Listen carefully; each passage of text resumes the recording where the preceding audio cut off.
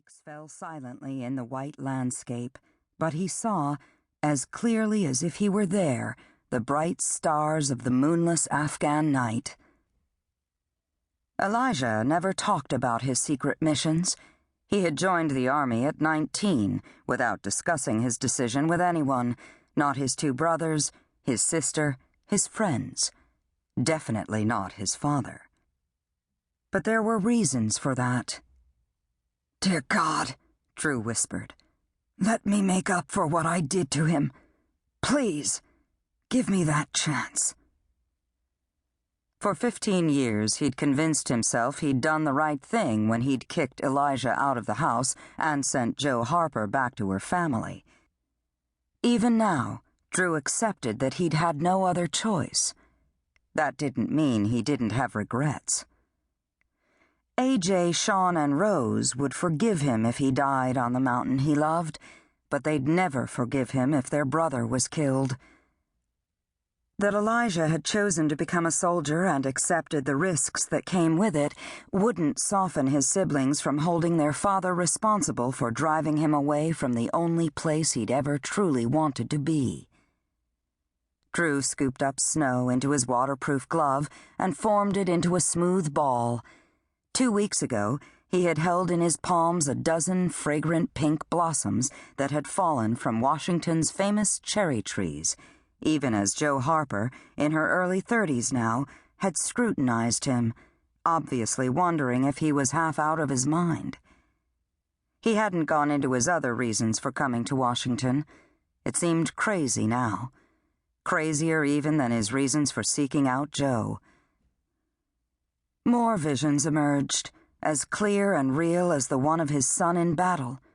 Elijah, the boy Jo had loved, now a man. Drew dropped the snowball into a drift. Maybe he was half out of his mind. He noticed footprints, fresh ones, slowly disappearing in the falling snow. He went very still. He wasn't so disoriented and preoccupied that he'd gone in circles. No, he thought, they weren't his prints. Someone was up here with him.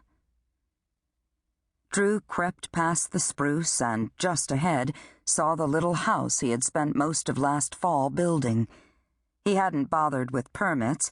He figured he'd get slapped with a fine one of these days, but he didn't care.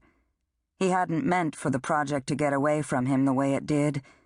After years of searching, he had finally found the cellar hole of the original Cameron house on Cameron Mountain.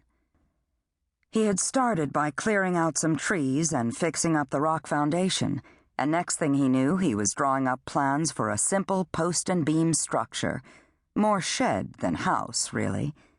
When he finished it, he meant to present it as a surprise to his family, perhaps their last surprise from him.